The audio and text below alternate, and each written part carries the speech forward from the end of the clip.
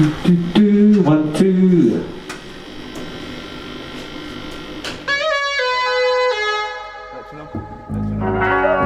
One, two, 1, 2.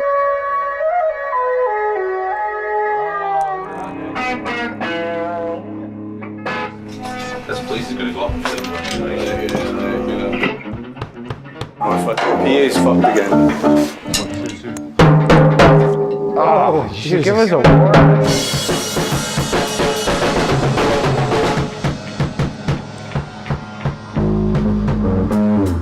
Yay, there we go. 1, 2 owl, 1, 2 owl. 1, 2, 1, 2, 1, 2. Okay, shall we go for a take? Yes.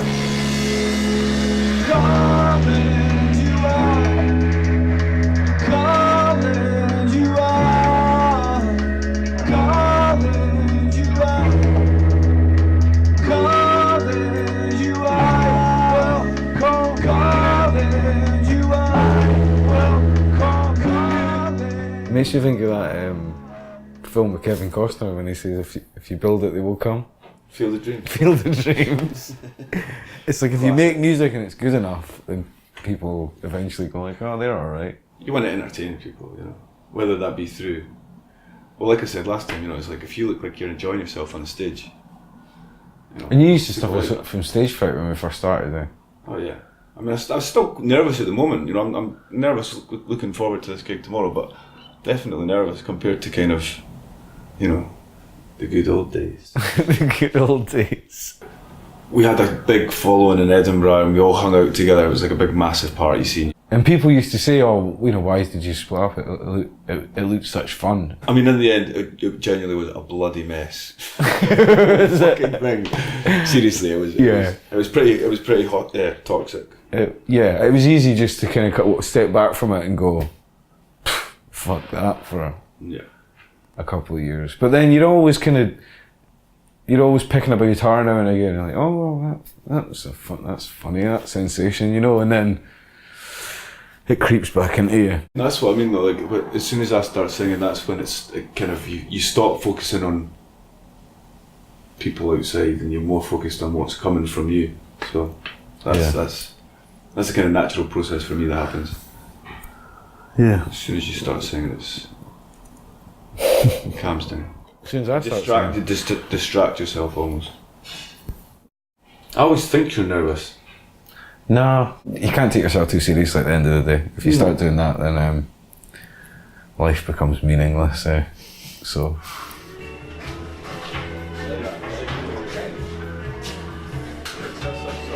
I still am Steve Heron. But I had done pretty well with my own band for a couple of years, and then was having a lot of throat problems. Singing voice was knackered, so I ended up taking time off. Ended up doing a lot of stuff, just guitar playing with Nick, which led to basically getting drafted in just for a one-off practice to see how, if you just fancied a jam, and then it's just kind of kept going from there. So the thing is, like, hanging around before the gig's like the worst bit, 'cause you're pissed about. Closer to the gig, then you'll start sort of getting into it, and then just give it a little day.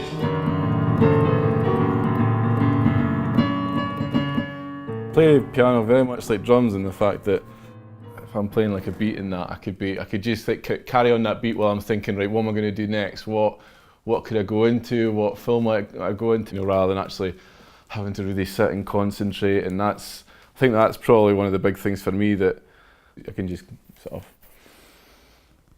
just let it out rather than actually be like, right, I'll have to, you know.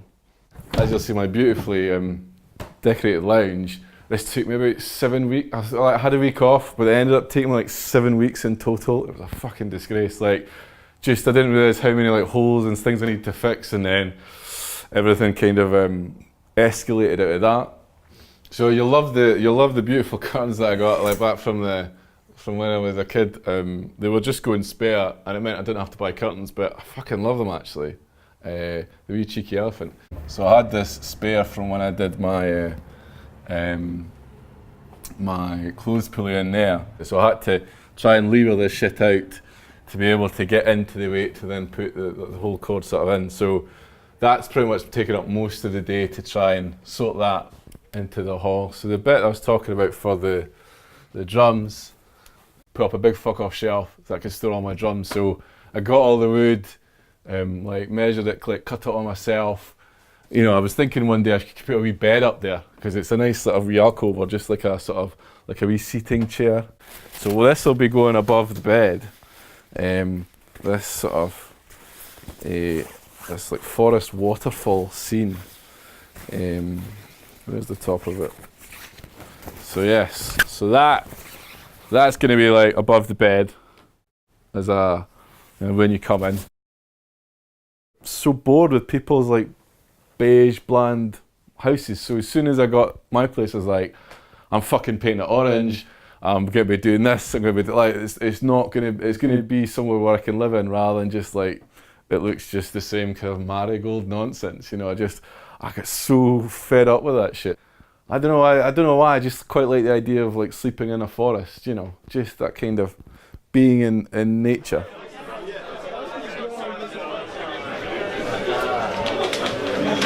Hello, ladies and gentlemen. We are State Cinema.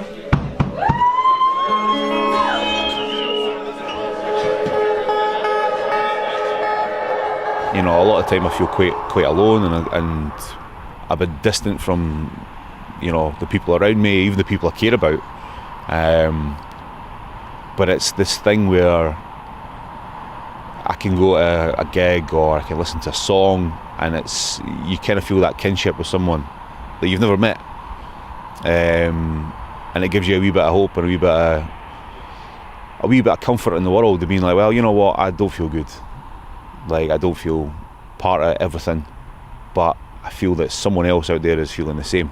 So it ties everything back in, and you know, I live for that. Like, and it sounds cheesy as fuck, but you know, I was at a gig the other night, and it's like some 50-year-old guy. You know, there's maybe like a 10-15 year age gap between me and this dude, and one song comes on, and he and I are like basically celebrating together because we both love this song. And you go to a gig, and you know, especially in a big gig, if you see just a sea of heads, and not even faces, but just the backs of heads, you can't identify anybody. You can't say like, oh, that's my kind of person, that's my kind of person. But you can spot if someone just puts their hands in the air, and you think, that's my guy. Like, that's the guy, like, that's who I want to be, or that's who I want to be around, is the person who's kind of there to just let the experience kind of filter through them. Like, and it's I think it's almost like socially unacceptable for people to behave like that anywhere else. You know, to be really passionate about things, and I don't know if it's like a Scottish trait, but there's a kind of you know your place kind of thing. Regardless of whatever level I ever get to as a musician, or if I play to 5 people or 50 people, I just want to present myself and kind of hopefully connect with people, because it's going to make me feel better if I know that there's people out there like me who kind of identify with me as a person through the music that I make or help make, or it's just like gives me a sense of belonging and a sense of purpose to do that, which, to be honest, is kind of lacking a lot of the time in my life. I just try and put all of what I think and what I feel into a song if I feel the need to write a song, or if a guitar riff. And like, if I'm writing a guitar riff, I'll think, right, just close your eyes and picture yourself on a stage.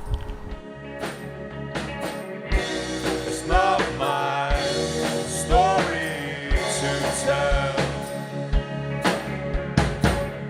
Could it be, oh, I can't see. My best days might be behind me. Could it be, oh, I can't see. My best days might be behind me.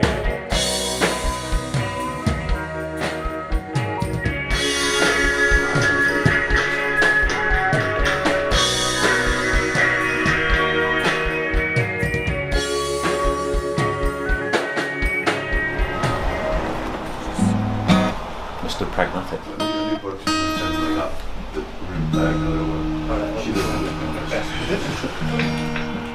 What am I looking for? Sound!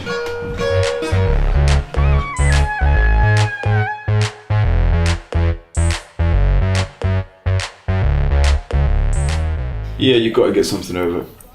I mean, I guess for me, it's like I used to just kind of like, yeah, it was almost like a release, definitely a release. Especially with Epic 26, you know, I used to like dance about the stage a lot and play tambourine. And it was, you know, something definitely comes out of you. You release the demons.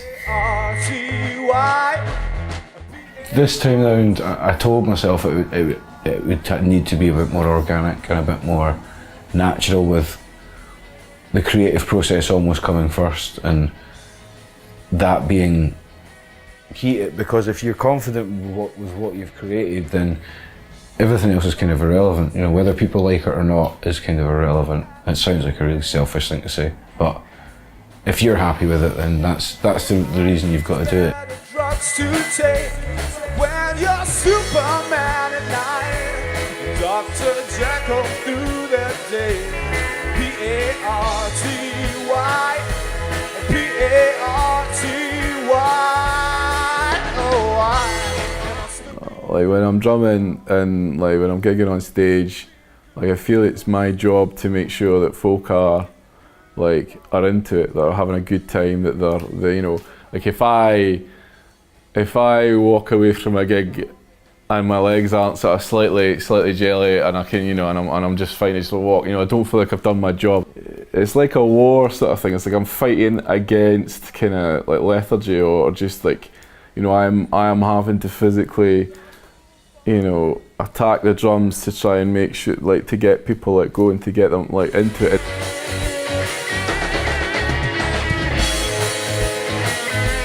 It'd be quite easy to just become stagnant and just kind of go around in circles and just kind of do the same thing because that's what's expected, or that's what everyone wants for you. But then if you kind of sit there and you go, you know, that's not what I want to do something else. You know, you should have that freedom to do that, and it's quite a brave thing to do, because not a lot of people do it. A lot of people just go, yep, that's the sort of the hole that my square peg goes in, so to speak. It's funny when a Friday. It's funny when a Friday. When a Friday feels like any other day. It must have been good for me. It must have been good for us somehow. It must have been good for me. Crashing through the days we never thought would be enough.